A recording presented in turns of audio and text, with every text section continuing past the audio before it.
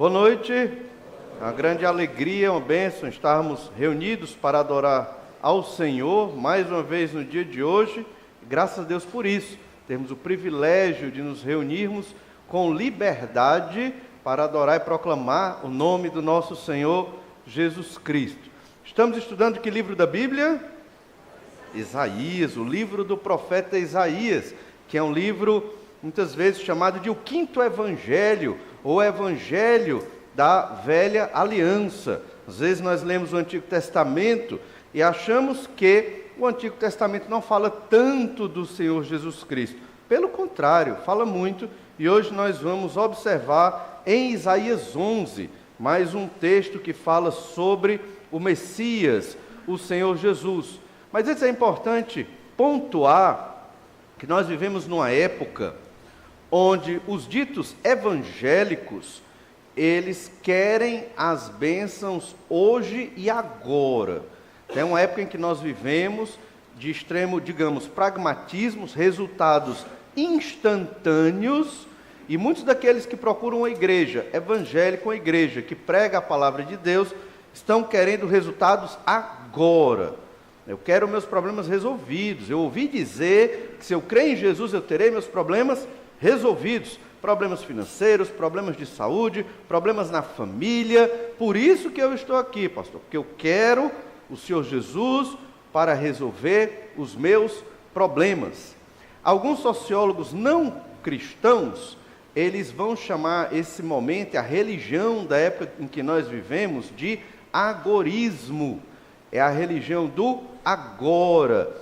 E muitas igrejas evangélicas não falam mais da eternidade e da salvação em Jesus. Usam a Bíblia, usam o nome do Senhor Jesus, mas não falam mais da vida eterna, da salvação em Cristo e, consequentemente, a Bíblia perde para estes irmãos muita relevância, porque boa parte da mensagem da Escritura aponta para uma esperança eterna, para uma vida eterna com o Senhor nosso Deus.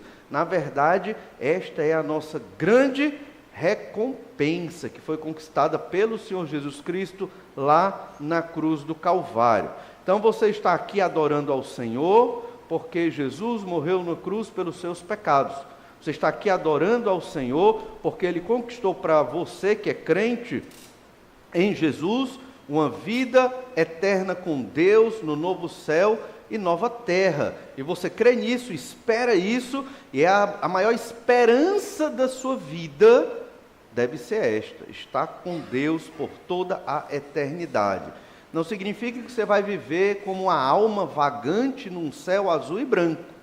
Não, mas você vai estar num planeta reestruturado, onde Deus mesmo estará na terra, reinando e governando sobre todas as coisas. Nós, crentes sem pecado, com corpos ressurretos, preparados para viver numa nova sociedade por toda a eternidade. Esta é a mensagem que o Evangelho nos traz sobre uma tão grande e poderosa salvação que o Senhor Jesus conquistou na cruz para nós. Estamos estudando o livro do profeta Isaías e temos observado que o rei Acaz, ele era um rei idólatra, era um rei longe de Deus, Acaz, pai do rei Ezequias, e havia um perigo iminente da invasão assíria, e ele se alia aos assírios. Mas recentemente nós observamos, tanto no capítulo 9 como no capítulo 10, que o Senhor julgou Israel e vai disciplinar a nação de Israel. Vimos também no capítulo 10 que o Senhor vai disciplinar o reino da Assíria. Então são dois capítulos, a parte do 9, todo o capítulo 10, capítulos de juízo, capítulos mostrando que Deus se ira contra o pecado da idolatria e que haverá uma consequência. Mas no capítulo 9, do verso 8 ao 10:4, vimos que Deus se compadece do pecador arrependido, mas julga o soberbo. E no capítulo 10, do verso 5 ao 34, quase todo o capítulo, vamos ver que Deus é soberano, vimos que Deus é soberano sobre o destino da humanidade. A Assíria, reino crescente, poderoso naquela época, foi certamente afetada, né, punida pela ira do Senhor. Por quê? Porque não deu glórias a Deus e não reconheceu que o poder da Assíria, mesmo idólatra e pecadora, esse poder vinha do Senhor, porque o Senhor é todo poderoso sobre todas as coisas. Esse Deus que mexe com as nações, ainda hoje, foi o Deus a quem nós cantamos, né, e adoramos, e louvamos com oração, com cânticos, com ofertas e dízimos, e agora vamos meditar em como Deus age na história humana, através da leitura de Isaías 11, do verso 1 ao 10. A princípio, vamos ler do verso 1 ao 10. Diz assim, Isaías 11, verso 1. Eu crente que eu estava com o texto aqui aberto, e não estava. Isaías 11, verso 1, até o versículo 10. E depois nós observaremos os outros versículos. Do tronco de Jessé sairá um rebento, e das suas raízes um renovo. Repousará sobre ele o Espírito do Senhor, o Espírito de sabedoria e de entendimento, o Espírito de conselho e de fortaleza, o Espírito de conhecimento e de temor do Senhor. Deleitar-se-á no temor do Senhor, não julgará segundo a vista dos seus olhos, nem repreenderá segundo o ouvir dos seus ouvidos, mas julgará com justiça os pobres e decidirá com equidade a favor dos mansos da terra. Ferirá a terra com a vara de sua boca e com o sopro dos seus lábios matará o perverso. A justiça será o cinto dos seus lombos e a fidelidade o cinto dos seus rins. O lobo habitará com o cordeiro e o leopardo se deitará junto ao cabrito. O bezerro, o leão novo e o animal cevado andarão juntos, e um pequenino os guiará. A vaca e a ursa pastarão juntas, e as suas crias juntas se deitarão. O leão comerá palha como o boi, a criança de peito brincará sobre a toca da áspide, e o já desmamado meterá a mão na cova do basilisco. Não se fará mal nem dano algum em todo o meu santo monte, porque a terra se encherá do conhecimento do Senhor, como as águas cobrem o mar. Naquele dia, recorrerão as nações à raiz de Jessé, que está posta por estandarte dos povos. A glória lhe será a morada. Nesse texto, e até o final do capítulo, nós vamos observar que o Senhor Jesus, ele restaurará toda a criação. Israel está para ser dominado pela Assíria. Judá foi invadida. E a mensagem de conforto para o remanescente fiel é: o Messias virá. O Senhor, ele não chama de Jesus aqui, mas o Salvador chegará. A esperança é futura. Os crentes do Antigo Testamento, eles criam nesta esperança da vinda de um Messias, da vinda de um Salvador, e eram salvos por esta fé no Senhor Jesus. Só que eles não sabiam que este Messias teria, obviamente, o nome do Senhor Jesus. Nós vamos observar então que o Senhor Jesus, ele restaurará toda a criação. Essa é nossa grande esperança, porque nós também iremos fazer parte desta restauração. E você vai ter, a partir desse texto, um vislumbre do que será a vida do crente nesse período futuro. Queremos observar 3 aspectos proféticos que Isaías menciona aqui nesse texto sobre o Messias, o Salvador.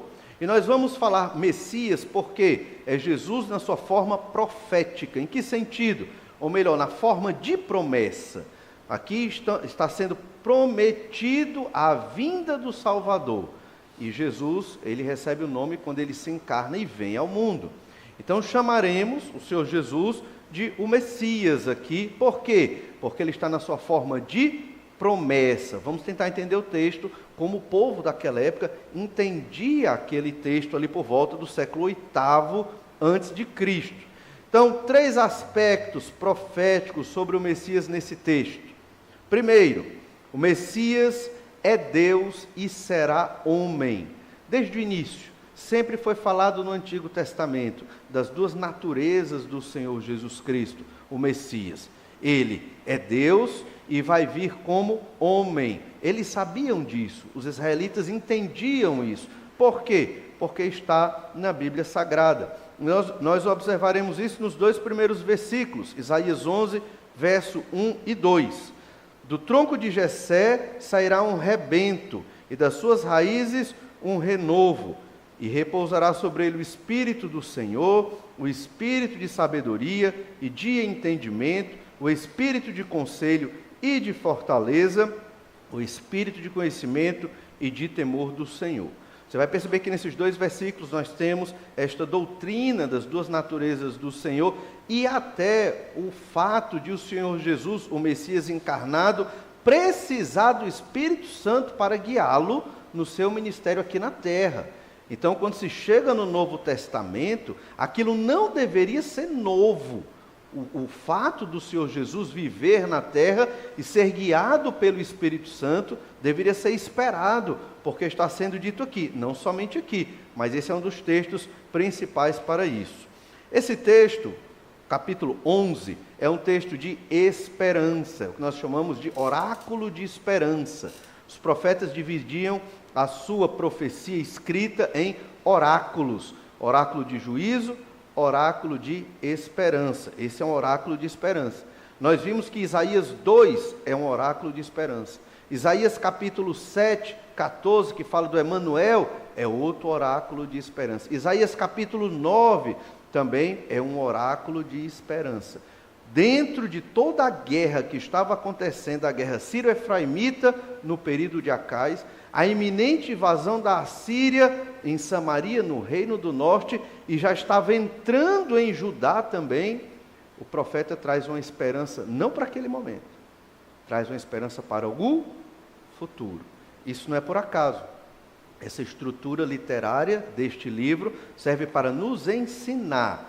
Hoje eu posso estar sendo perseguido, passando por problemas e dificuldades, muito provavelmente pela minha fé no Senhor Jesus Cristo, limitações. Sei que os jovens sofrem muitas vezes com certa falta de amizades. Por quê? Porque professam o nome de Jesus e acaba que os jovens, outros, vão se afastando, e num contexto secular ou de escola ou de universidade, ele acaba meio só, porque não tem tantos irmãos em Cristo ali, e isso é difícil, eu entendo. Da mesma forma, é difícil para você no seu trabalho, ou é difícil para você na sua família, onde só você é crente no Senhor Jesus Cristo, mas todos nós crentes em Jesus temos que nos apegar à esperança futura, porque ela é a que vale, ela é a nossa grande motivação. O Senhor Jesus nos salva para podermos viver eternamente com Deus. Enquanto não chega esse nosso tempo, estamos aqui servindo ao Senhor na missão que o Senhor deixou para nós. Isaías capítulo 10, que é o capítulo antes do 11, obviamente, ele se encerra com a promessa de destruição do Império Assírio. Olha Isaías 10, 33, para você entender o contexto dessa passagem. Mas eis que o Senhor dos exércitos, cortará os ramos com violência, as árvores de alto porte serão derribadas, e as altivas serão abatidas. Cortará com o ferro as brenhas da floresta, e o Líbano cairá pela mão de um poderoso. E essa floresta que está sendo derribada e cortada pelo Senhor é o Império Assírio. Estudamos isso domingo passado.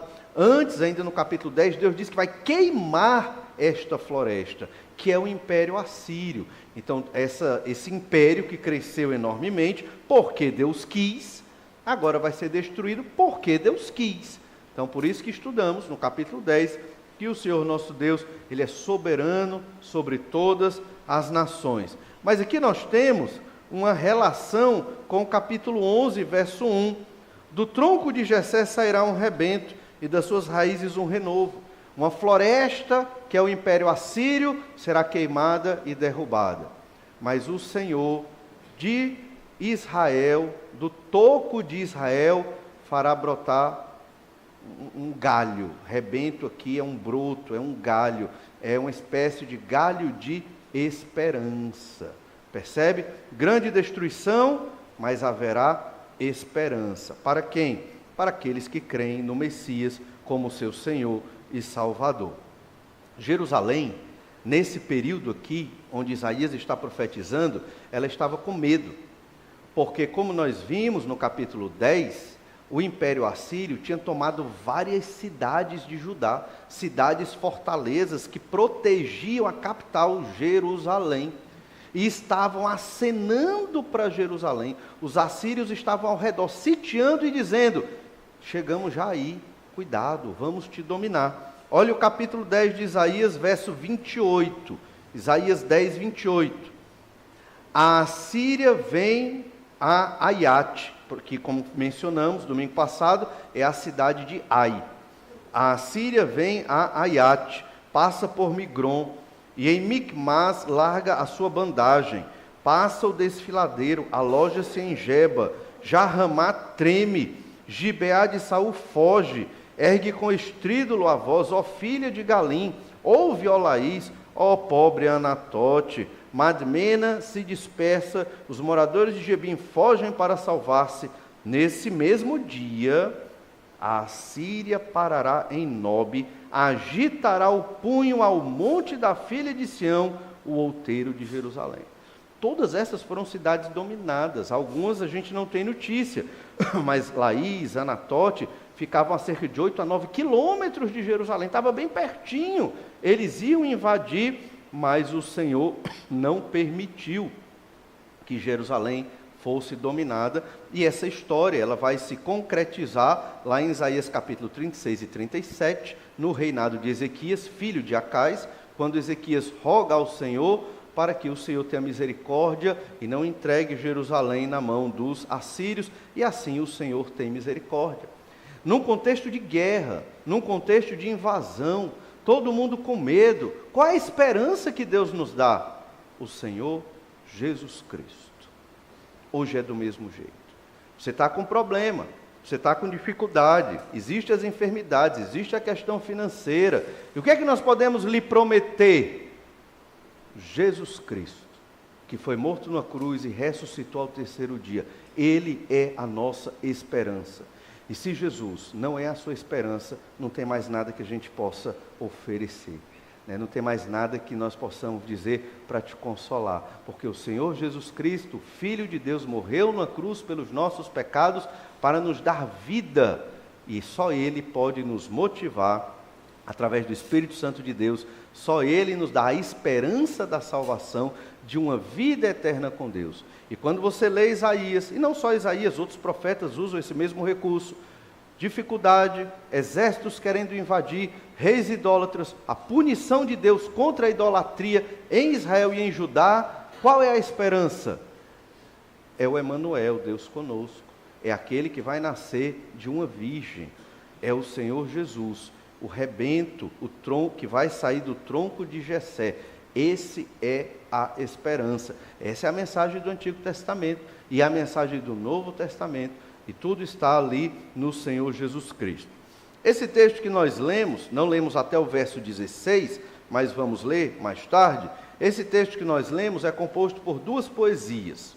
Essas poesias, elas estão do verso 1 ao 9, a primeira poesia, que trata sobre o rei que há de vir e a natureza do governo deste rei. Então, a esperança é essa, vem um rei, esse rei é o Messias, ele virá e ele vai governar. Você já percebeu que uma grande ansiedade nossa é a questão política do nosso país? Causa tantos confrontos, tantas dificuldades, não é verdade? Por quê? Porque nós queremos uma vida melhor, porque nós queremos justiça. Observamos os nossos líderes injustos, corruptos, né? e tantos impostos e o serviço tão ruim. Então, quer dizer, está errado, isso revolta o trabalhador, que trabalha 8, 10 horas por dia e não recebe aquilo pelo qual paga o imposto. Então isso é revoltante, né? Causa uma inquietação, uma insatisfação, muitas vezes uma ira. O Senhor Jesus, quando vier, vai ter um governo plenamente justo, onde não haverá sofrimento e vamos viver eternamente com o Senhor. Não existe um político, um candidato, um partido que vai resolver esse problema no nosso país e no mundo. Não existe. né? Tem aquele que faz uma coisa boa e ao mesmo tempo uma coisa ruim. Sempre é assim, né? Não tem aquele que vai acertar todas as coisas. Então, a nossa esperança é o Senhor Jesus Cristo. Segunda parte desse texto, que é do verso 12 ao 16, é também uma poesia, né? E uma poesia meio profética, né? Sobre a população mundial. Como será o mundo no reino do Messias? Como acontecerá? Do verso 12 ao 16.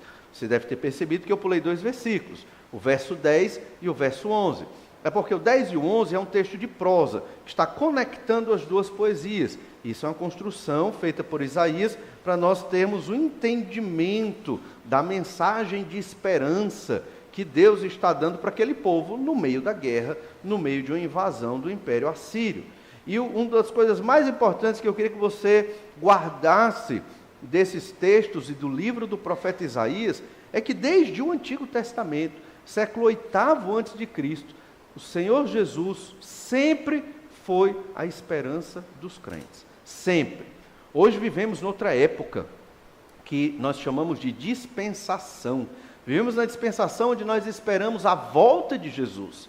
É a nossa grande esperança. Jesus voltar, nos ressuscitar e vivermos eternamente com o Senhor Jesus Cristo.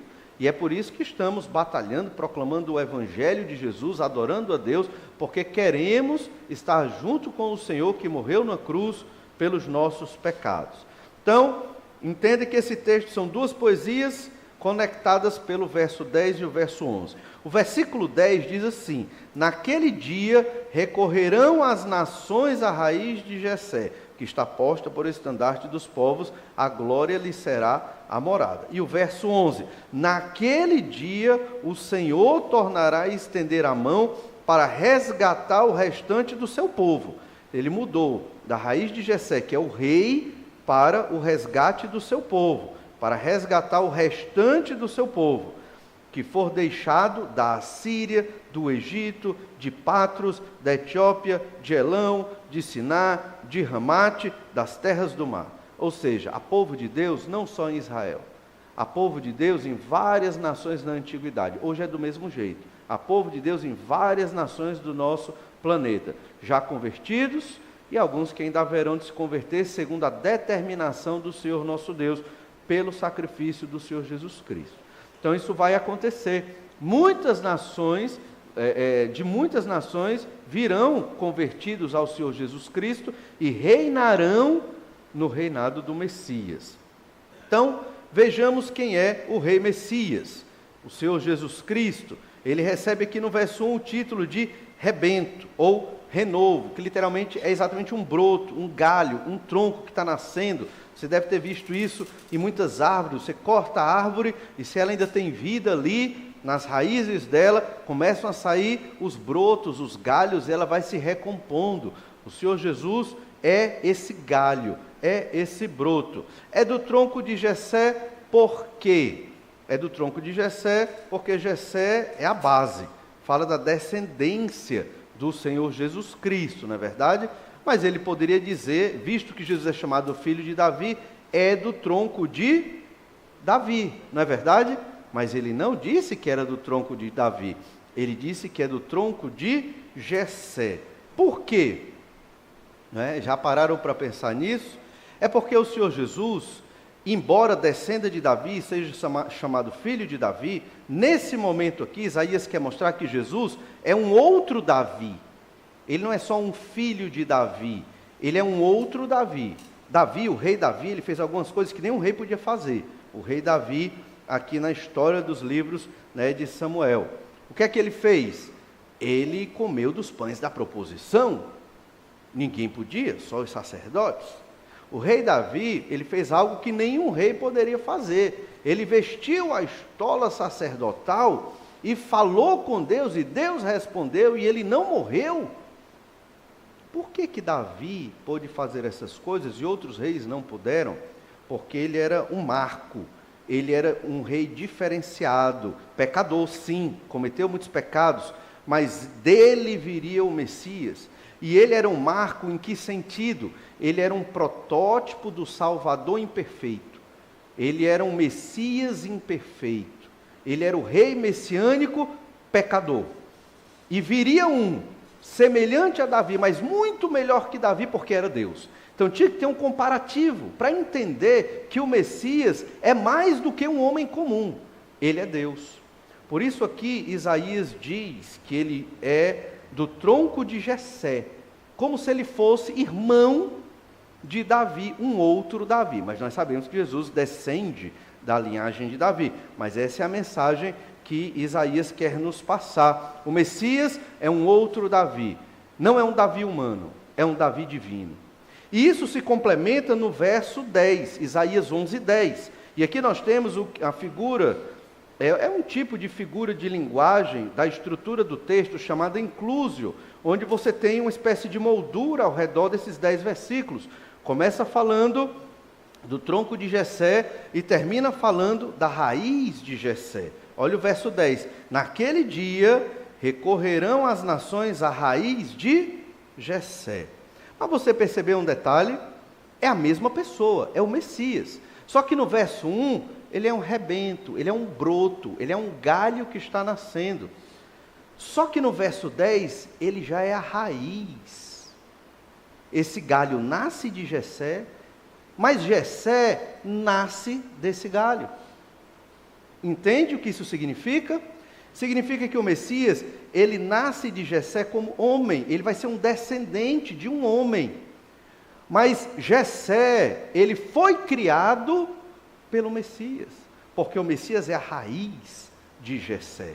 Entende? Jessé cresceu a partir do Messias, porque o Messias é Deus. Ele criou toda a humanidade, todas as coisas. Então você tem no verso 1 e no verso 10, mostrando a humanidade do Messias, e no verso 10, a divindade do Messias. Jessé surgiu do próprio Senhor, porque o Senhor Jesus estava na criação de todas as coisas. E o judeu entendia isso muito bem, mais do que nós, muitas vezes. Então aqui é muito clara a construção mostrando a natureza do rei messiânico. Ele é um outro Davi. Ele não é como Davi pecador. Ele é um Davi perfeito, sem pecado. Davi foi um grande rei. Davi foi um rei guerreiro, matou um gigante. Davi era um rei poeta, era músico. Davi era um rei que escreveu, foi usado por Deus para escrever muito da Escritura nos Salmos. Tinha muitas qualidades, tinha sabedoria ao governar. Quando Absalão tomou o trono de seu pai, Davi soube exatamente usar as pessoas certas para conseguir reestruturar o seu reino, mesmo sofrendo, mesmo em dificuldade. E foi pela estratégia de Davi que ele volta para o reino, entende? Então Davi tinha muitas qualidades, mas era um pecador e pecou de maneira muito feia. O Messias não. Ele não só descende de Davi, como é um outro Davi, um Davi muito melhorado, divino, Deus, porque ele é a raiz de Jessé. Então você vê a natureza humana e a natureza divina do Messias aqui.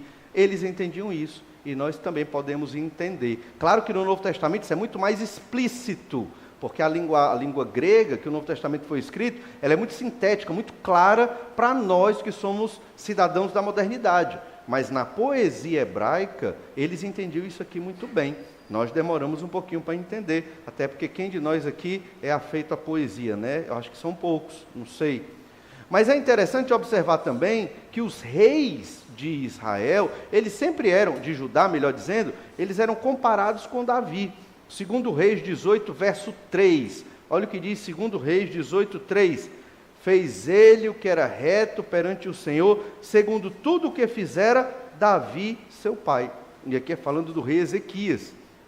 2 reis foram realmente muito bons para ajudar, o rei Ezequias e o rei Josias, e eles são comparados com Davi, porque Davi é o modelo, embora pecador, entende? Então sempre houve na história dos reis de Judá a ideia de comparar o rei humano com Davi, porque havia uma expectativa messiânica. Nasceu um descendente do rei. Será que é o Messias? Aí ele comete um pecado. Não, esse não é o Messias. Aí esse rei governa, nasce outro descendente, vai reinar. Será que é o Messias? Aí ele peca. Não, esse não é o Messias. Eles entendiam que o rei messiânico, ele seria Deus também na terra e obviamente não teria pecado. E aqui nós observamos uma tensão nesse texto entre a predita glória de Davi e a predita queda de Davi na profecia de Isaías e no Antigo Testamento. Davi, ele teve a glória, mas também ele teria a queda. Em Isaías 1, 25 a 27, fala um pouco sobre essa questão. Isso é importante para entender que a vinda do Messias iria trazer solução para essa tensão. Em Isaías 1, 25, nós lemos assim: voltarei contra ti a minha mão, purificar-te-ei como com potassa das tuas escórias, e tirarei de ti todo o metal impuro, restituir-te-ei os teus juízes, como eram antigamente os teus conselheiros, como no princípio, depois te chamarão cidade de justiça, cidade fiel. Sião será redimida pelo direito, e os que se arrependem pela justiça. Então, Sião, a cidade de Jerusalém, representava toda a dinastia davídica ali, e ela estava em pecado. Mesmo os reis que descenderam de Davi viveram em graves pecados, à exceção de Ezequias, Josias e outros também, como Asa, Josafá, mas ainda esses reis penderam em alguns momentos para a idolatria, deixando os altos lá em que havia idolatria, como nós estudamos hoje pela manhã. E Isaías capítulo 7, verso 17, diz assim, olha Isaías 7, 17, mas o Senhor fará vir sobre ti, sobre o teu povo e sobre a casa de teu pai, por intermédio do rei da Assíria, dias tais quais nunca vieram, desde o dia em que Efraim se separou de Judá. Então veja que há arrependimento para a casa de Davi, no capítulo 1, mas já no capítulo 7 haverá juízo para Judá, que é a casa de Davi. Então sempre houve esta tensão por falta da obediência. Com a chegada do Messias, as coisas iriam mudar, porque Jerusalém seria toda devota ao Senhor e deixaria a idolatria. Todo o Antigo Testamento apresenta a genealogia da vinda do Messias. Desde Gênesis capítulo 3 até o fim do Antigo Testamento, a história da vinda do Messias está perpassando todos os livros do Antigo Testamento.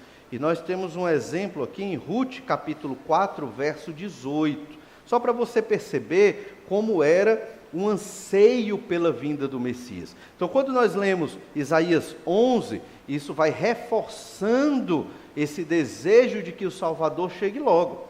Lá em Ruth 4,18, nós temos uma pequena genealogia. Diz assim, são estas, pois, as gerações de Pérez. Pérez gerou a Esrom, Esrom gerou a Rão, Rão gerou a Aminadab, Aminadab gerou a Naasson, Naasson gerou a Salmão, Salmão gerou a Boaz, Boaz gerou a Obed, Obed gerou a Jessé, e Jessé gerou a Davi. Aí você pergunta, para que essa genealogia? O livro dos Juízes, que vem antes aí do livro de Ruth, é um livro que traz muitos pecados da nação de Israel. Os juízes eram governadores que tentavam manter as tribos de Israel em obediência ao Senhor. E qual é, assim, o versículo que mais se destaca do livro de Juízes? Cada um fazia o que queria, né? Cada um escolhia a sua própria vontade. Por quê? Porque ou fazia o que achava correto aos seus olhos, porque não havia rei em Israel. A história de Ruth é a terceira história de uma trilogia chamada Trilogia Belemita. Você tem a história de Mica e do Levita, você tem a história do Levita e da concubina, histórias terríveis do fim do livro de Juízes, histórias horríveis mesmo, onde tem um elemento de Belém dentro dessas histórias, por isso chamada Trilogia Belemita, e você tem a história de Ruth. E a história de Ruth é uma espécie de esperança, porque é uma história que deu certo, né? Tinha tudo para dar errado, mas deu certo. Ruth, Noemi, né? Ruth certamente creu no Senhor, seguiu as orientações de Noemi, aí teve o parente resgatador, remidor, e ela concebeu de um descendente de onde viria o Messias, o Senhor Jesus Cristo. Essa história está na Bíblia exatamente para mostrar que o Messias está vindo. Tem toda a aplicação do livro de Ruth, é claro, da fidelidade, mas o principal desse livro é este final, porque o Messias está chegando, e ele vem de Jessé, ele é descendente de Davi. Provavelmente quem escreveu o livro de Ruth, tudo indica, foi o próprio Samuel, o profeta, entende? Provavelmente. Então a lógica era exatamente apontar para Israel que o Salvador está chegando. Cada genealogia dessa apontava a chegada do Senhor e do Messias.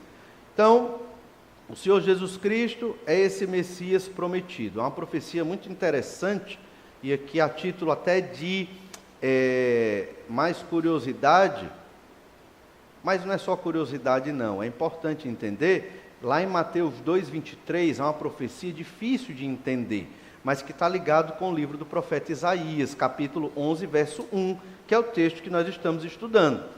Olha Mateus 2,23, lá em Mateus 2,23 diz assim: e foi habitar numa cidade chamada Nazaré, para que se cumprisse o que fora dito por intermédio dos profetas. Ele será chamado Nazareno. Você procura nos profetas essa profecia e você não encontra. Ela não está no Antigo Testamento. Aí você, e agora? Né? Erraram porque estão citando uma profecia que não existe. Não, não é bem assim. Né? Então tem duas formas de entender aqui. Isso é uma forma um pouco mais complexa. Por quê? Porque na mente do judeu, eles faziam muitos jogos de palavras. Uma espécie de poesia entre os sons das palavras no hebraico.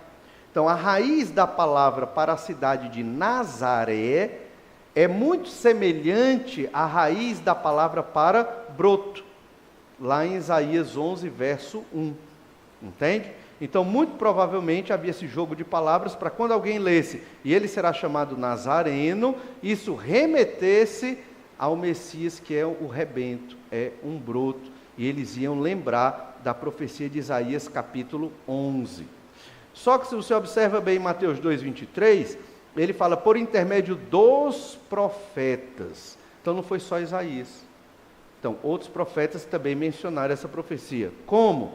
É o mesmo argumento. A raiz da palavra da cidade Nazaré, aí você, se conhecer o mínimo da língua hebraica, você vai entender que os verbos no hebraico sempre são 3 consoantes. É o N, o Z e o R de Nazaré. Então isso simplifica, né? Então a raiz de um termo no hebraico que muitos profetas usaram para coroação, né? Coroar um rei é exatamente a raiz semelhante a esta raiz da palavra Nazaré. Então, vários outros profetas usaram esta expressão para a coroação e a glorificação do Messias. E aí você encontra essa profecia através desse tipo de jogo de palavras, como se fosse, né, uma brincadeira entre as palavras na língua deles, na língua hebraica. E o judeu que lia isso na sua língua entendia muito bem, mas nós, né, que temos nossa Bíblia traduzida, já não conseguimos perceber de uma maneira tão simples. Mas basicamente o cumprimento de Isaías 2,23, né, a promessa que vem antes do cumprimento de Mateus 2,23, melhor dizendo, está em Isaías 11,1 e em vários textos de outros profetas que têm esta mesma raiz da palavra para Nazaré. E então nós entendemos quem é o Messias. O Messias, ele não somente é o broto, né, o galho que vai nascer como um ser humano, mas ele é também a raiz de Jessé. Dele vem toda a descendência humana, porque ele é Deus também, como o Pai é Deus, como o Espírito Santo é Deus, esteve na criação de todas as coisas. Mas como ser humano, o Messias, ele se autolimita. E isso é dito no verso 2. Olha Isaías 11, verso 2. Repousará sobre ele o Espírito do Senhor. E aqui nós temos basicamente as 3 pessoas da Trindade. Há pouco se falou do Senhor, Deus dos exércitos, no capítulo 10. Agora se fala do Messias, que é Deus também. E agora se fala do Espírito do Senhor, que é o Espírito Santo. E a ideia desse versículo é mostrar que o Messias, ele vai ter o Espírito Santo na vida dele, orientando-o no seu ministério. E aí ele dá aqui 3 pares de qualidades do Messias.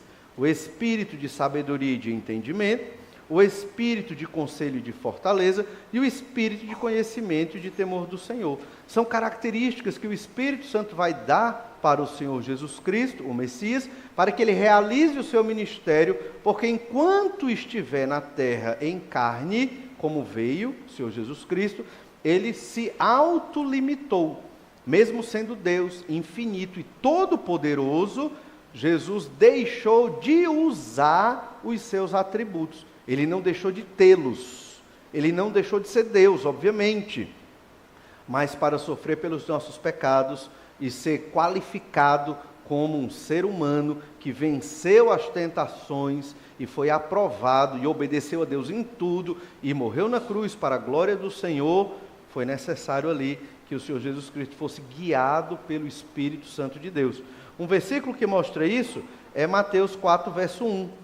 Lá em Mateus 4, 1 diz: a seguir foi Jesus levado pelo Espírito ao deserto para ser tentado pelo diabo. Então, outros textos do Evangelho de Lucas também mostram o Espírito Santo guiando o Senhor Jesus Cristo, capacitando, dando poder ao Senhor Jesus. Não que ele não tivesse, ele poderia, usar o seu poder, mas ele escolheu não usar no momento em que se fez carne para sofrer pelos nossos pecados. Se Jesus ele não tivesse se limitado nos seus atributos de poder, de infinitude, ele não seria machucado. Ninguém machucaria Jesus. Ele seria imune a qualquer tipo de maus tratos, porque ele era o Deus Todo-Poderoso. Então, para ele se permitir ser maltratado pelos romanos, pelos judeus e na própria crucificação, foi necessário ele se autolimitar e não usar o seu poder. Veja como o Senhor Jesus nos amou em tudo isso para morrer na cruz pelos nossos pecados. Ele teve a capacitação do Espírito para ter sabedoria e entendimento, obviamente para gerir o seu ministério e para cuidar de todas as coisas no período do seu ministério. Obviamente, depois da ressurreição, Jesus teve todo o uso do seu poder novamente, de conselho e de fortaleza. E conselho aqui, entenda, é possível entender estratégia militar. Então, o Messias, ele era um rei guerreiro. Então, ele vai ser capacitado pelo Espírito também nesse sentido, e o Espírito de conhecimento e de temor do Senhor. Porque, ao conhecer Deus, a consequência natural é devotar-se ao Senhor. E o temor do Senhor é a expressão do Antigo Testamento para quem é devoto a Deus, está dedicado a Deus, é a pessoa que teme ao Senhor. Tudo isso nos ensina quem é o rei. Esses dois versículos foi para nos apresentar quem é o rei. O rei é o Messias. Ele é Deus e ele é homem e ele virá. No meio da tentativa da invasão assíria a Jerusalém, todo mundo desesperado, o que é que vocês devem ter como consolo? O rei virá. Esperem o rei. Esse é o nosso conforto. Pode ser que nós sejamos maltratados, perseguidos, derrubados, destruídos até, isso poderia passar na mente deles, mas o consolo do profeta não foi: Deus vai resolver o problema agora. Esse não foi o consolo que Deus deu ao profeta Isaías para aquele povo. Não foi. O consolo foi: o Messias virá. E hoje é do mesmo jeito. Qual é o nosso conforto? Qual é o nosso consolo quando nós somos perseguidos, maltratados, passamos dificuldades e temos muitos problemas? O Messias virá. E nós já sabemos quem é o Senhor Jesus Cristo, e na sua segunda vinda, a igreja será transformada e levada para estar eternamente com o Senhor Jesus Cristo. Nós observamos então essa primeira característica do Messias que Isaías apresenta. Ele é Deus e ele é homem. Todo o Antigo Testamento trata desse aspecto, muitas vezes em forma de poesia, para mostrar para as pessoas o que é que elas devem esperar. Essa é a expectativa messiânica. Agora vamos observar uma segunda característica do Messias aqui. O Messias, ele governará um reino justo. É característica do rei messiânico, um reino justo. Quando Jesus vier na sua segunda vinda, ele estabelecerá um reino em justiça. Olha o que diz Isaías 11, verso 3. Acabamos de ler no verso 2 sobre o aspecto do temor do Senhor. No verso 2 diz, espírito de conhecimento e de temor do Senhor. No verso 3 diz assim, deleitar-se-á no temor do Senhor, não julgará segundo a vista dos seus olhos, nem repreenderá segundo o ouvir dos seus ouvidos. Ou seja, esse rei, ele será plenamente justo. Os reis humanos são injustos. O próprio rei Davi foi injusto e usou de abuso de poder para conseguir o pecado que ele queria. Não é verdade? Os reis da terra são injustos, os governantes são e serão injustos. Não deposite a sua esperança e a sua confiança num governante terreno, porque ele vai te decepcionar. Deposite a sua esperança de vida, obviamente, no rei messiânico, que é o Senhor Jesus Cristo. E a palavra-chave que se repete muito aqui é o julgar. Ele vai julgar, ele vai governar com justiça. O rei messiânico é um juiz, acima de tudo. Ele vai julgar todas as coisas quando ele vier. Em Isaías 1, verso 21 a 23, apresenta como o Senhor julga. Olha o que diz Isaías 1, 21. Como se fez prostituta a cidade fiel, falando de Jerusalém. Ela que estava cheia de justiça, nela habitava retidão, mas agora homicidas. Então, uma época Jerusalém estava bem, obedecendo a Deus. Então ela começou a cair em muitos pecados de idolatria. Olha o verso 22. A tua prata se tornou em escórias, o teu licor se misturou com água, os teus príncipes são rebeldes e companheiros de ladrões, cada um deles ama o suborno e corre atrás de recompensas, não defende o direito do órfão e não chega perante eles a causa das viúvas. Os próprios governantes de Israel, os príncipes, eles eram corruptos. Eles eram dados a receber suborno, eles roubavam das classes pobres de Jerusalém. Isso existia naquela época. Jerusalém, uma época, era fiel, agora homicidas, ladrões, a corte vivia a roubar. E isso ofendia o Senhor, e Deus não gostava disso. Quando o Messias vier, ele vai ser justo. Esse é o contraste. Hoje não é diferente. Os nossos governantes, muitos deles, não vamos generalizar, mas muitos deles são corruptos. Então, e aí, o que fazer? O Senhor Jesus virá e Ele vai consertar todas as coisas. E nós não podemos fazer nada, talvez sim, mas não que vá resolver plenamente e retirar o mal da sociedade.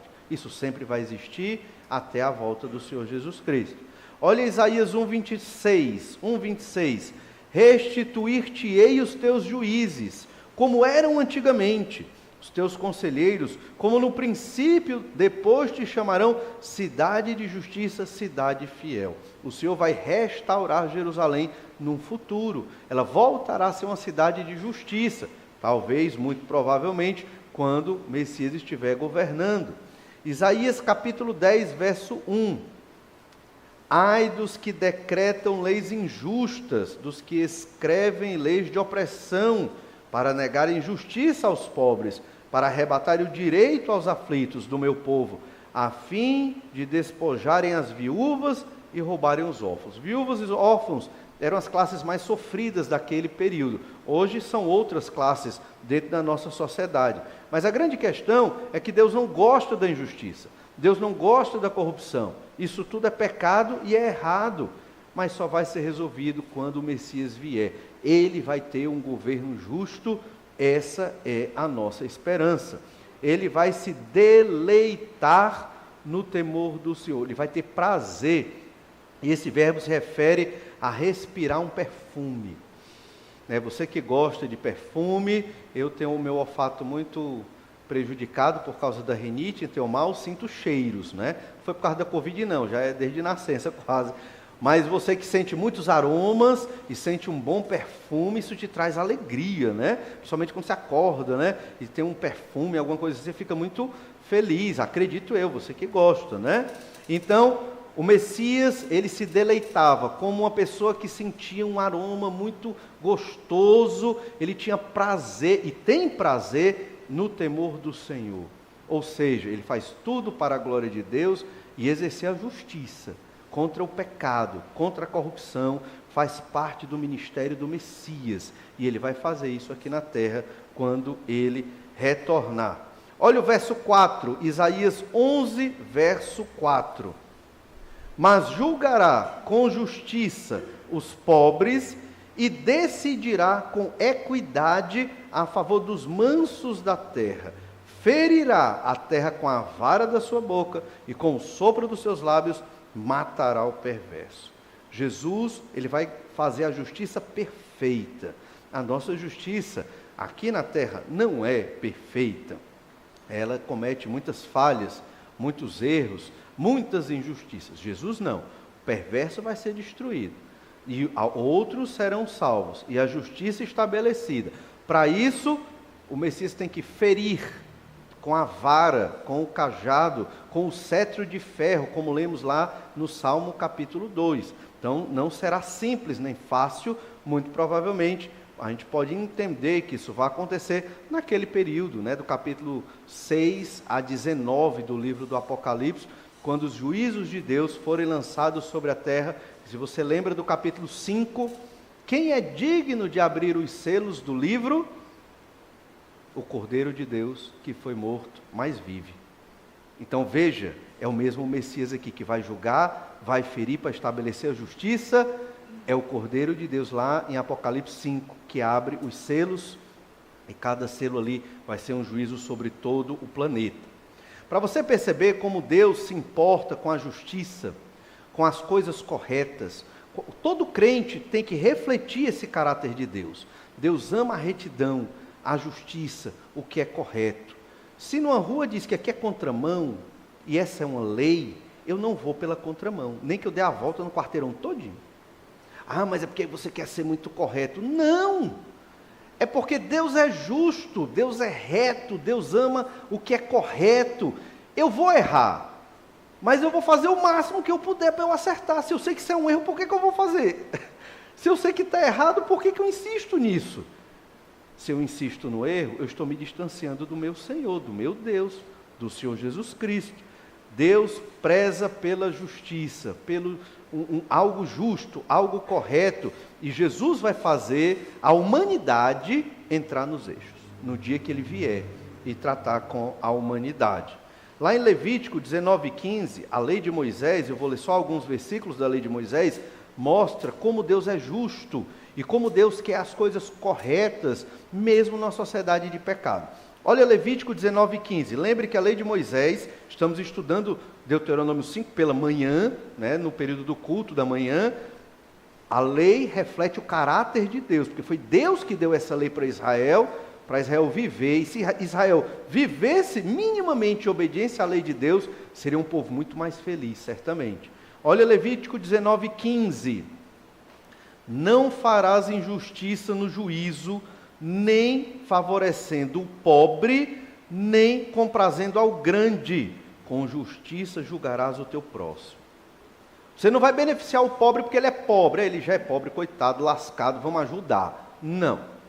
E você não vai beneficiar o grande, o rico, porque ele é rico, eu posso receber alguma benesse desse homem rico? Também não.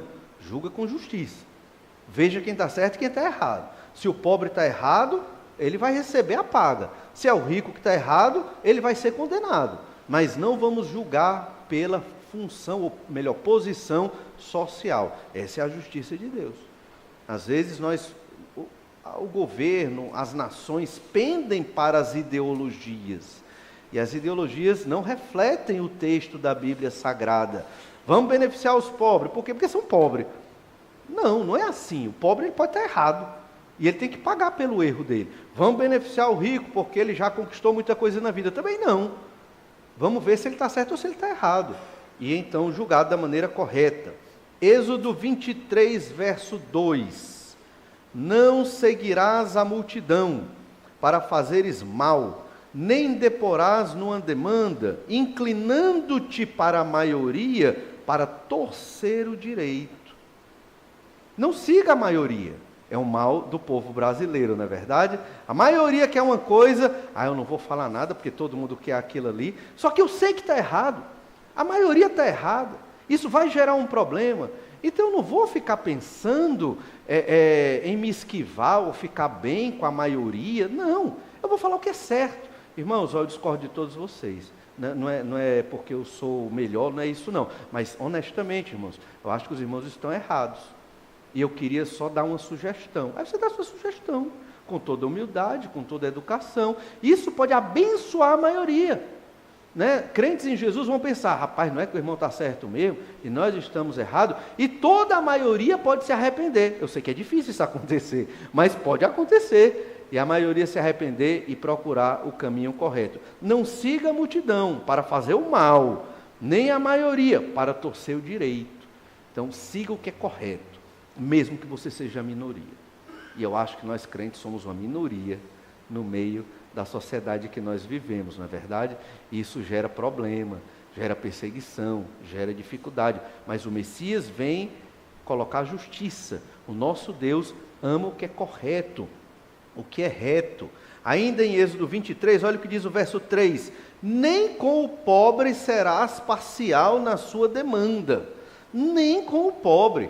Às vezes a tendência é essa. Ele é pobre, ele precisa, vamos ser parcial, vamos entender o erro dele e deixar o erro dele. Não, porque ele é pobre, isso é até uma indignidade, de forma nenhuma. Tem que ser reto e correto com todos. Agora, aqui é um contexto de uma nação, né? É uma lei para Israel, um povo, e a legislação deveria ser assim. Sei que nós não somos uma nação no sentido igreja como uma nação, nós somos uma comunidade dos salvos em Cristo Jesus. Mas na nossa vida em sociedade, não tenho dúvida, vamos nos deparar com contextos de corrupção, de injustiça e de erros. E vamos ter que, em muitos momentos, nos posicionar. Se posicione da maneira certa e correta, porque o Messias vem fazer a justiça, o Senhor Jesus Cristo, e é disso que Deus gosta, do certo e do correto.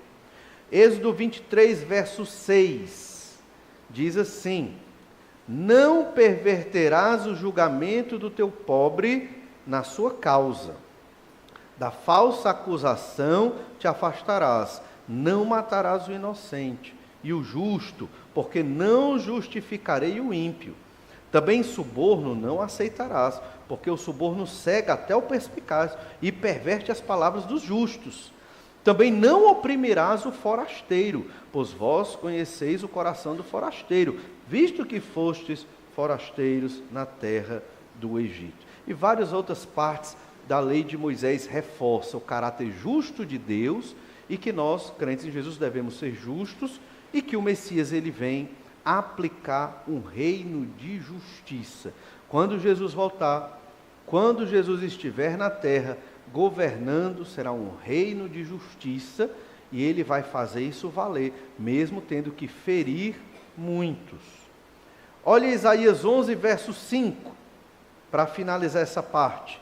A justiça será o cinto dos seus lombos, e a fidelidade o cinto dos seus rins. O cinto simboliza prontidão para a ação. A ideia é que eles usavam túnicas, e quando eles iam fazer serviços mais pesados, ou correr para fazer algum trabalho, eles levantavam a parte de baixo da túnica e amarravam com seu cinto, para dar mais mobilidade. Eles estavam prontos para fazer um serviço. O Messias, ele está pronto para executar a justiça. Ele vai governar um reino justo. Entendemos então que tudo está debaixo do poder do Senhor Jesus Cristo. Jesus vai restaurar toda a criação. O Senhor Jesus no Antigo Testamento é o Messias, é o ungido do Senhor. Ele é Deus e virá como homem. Mas vimos também que quando o Messias vier, ele vai governar com justiça e vai ser um governo maravilhoso. Próximo domingo, nós observaremos uma terceira característica do Messias, que é exatamente o de salvar as nações. Mas só para você perceber que o governo do Messias será tão justo, vamos só ler dos versos 6 ao verso 8. Olha como será. O lobo habitará com o cordeiro, e o leopardo se deitará junto ao cabrito. O bezerro O leão novo e o animal cevado andarão juntos, e um pequeno os guiará. A vaca e a ursa pastarão juntas, e as suas crias juntas se deitarão. O leão comerá palha como o boi. A criança de peito brincará sobre a toca da áspide, e o já desmamado meterá a mão na cova do basilisco. Como o Messias virá governar em justiça, no período do governo do Senhor, a criação ela vai ser alterada. A criação vai ser modificada e restaurada. Não sei se você percebeu, ursa não come hoje grama, né? Pasto. Ela come carne, mas ela vai pastar. Os animais selvagens que são lindos, como o leão, como a cobra, embora haja controvérsia se a cobra é linda, mas esses animais peçonhentos e selvagens, que a gente nem chega perto, no governo do Messias, né? Uma criança vai brincar com eles. Veja o nível da inocência, da ausência de violência e de morte. Esse é o governo do Messias, um governo justo, um governo maravilhoso, um mundo realmente transformado, onde todos aqueles que creram em Jesus participarão desse mundo restaurado. Esta é a nossa plena e poderosa salvação. Já somos salvos hoje, sim, pelo sangue do Cordeiro do Senhor Jesus Cristo, mas infelizmente ainda pecamos, e o pecado nos maltrata, traz problemas para a nossa vida e problemas para a nossa sociedade, mesmo sendo nós crentes em Jesus. Vai ter um dia, pela graça de Deus, que não mais viveremos no pecado, não mais pecaremos. Não haverá morte, não haverá injustiça, não haverá governante corrupto, só o Senhor governando todas as coisas. A nossa salvação, ela se completa, ela vai chegar ao ápice exatamente nesse período da nossa ressurreição e uma vida plena com o nosso Senhor no novo céu e nova terra. Essa é a esperança que Deus, a partir de Isaías, está dando para uma Jerusalém cercada pela Assíria. Essa é a esperança que Deus nos dá todo o dia. Se hoje está difícil, tenha calma, em breve o Senhor Jesus voltará. E Ele vai cumprir todas as suas promessas. E nós viveremos eternamente com o Senhor no reino justo. E essa é a nossa consolação, o nosso conforto, a nossa motivação e a nossa grande alegria.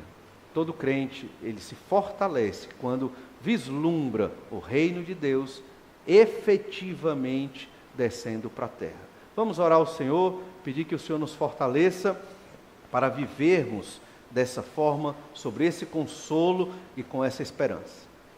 Obrigado, Senhor, pela bênção de hoje. Obrigado, Pai amado, porque o Senhor nos motiva, nos anima, nos conforta ao conhecer mais as promessas sobre o Senhor Jesus Cristo, das quais algumas já se cumpriram, a vinda do próprio Senhor Jesus, cumprimento do Messias chegando como Deus, homem nesta terra. Obrigado, Senhor, porque um dia o Senhor nos livrou da condenação dos nossos pecados pelo sacrifício do Senhor Jesus Cristo.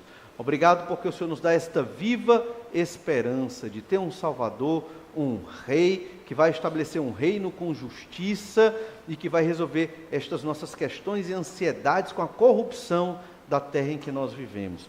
Obrigado, Senhor, por tão grande e poderosa salvação. Te peço que o Senhor nos capacite, nos ajude a vivermos de modo digno do Evangelho que recebemos. Proclamando o Teu Evangelho, ó Pai, anunciando a Tua palavra de salvação, glorificando o Teu nome na terra e vivendo, Senhor Deus, no temor do Senhor. Nos deleitando no temor do Senhor, para a honra e glória do Senhor. Capacita-nos, ajuda-nos, é o que eu te peço, ó Deus, em nome de Jesus. Amém. Que Deus lhe abençoe durante essa semana. Lembre-se de ler sua Bíblia, fazer o seu devocional e refletir novamente sobre esses textos. Teremos um tempo de oração silenciosa. Você pode conversar um pouco mais com o Senhor. Deus te abençoe e até breve.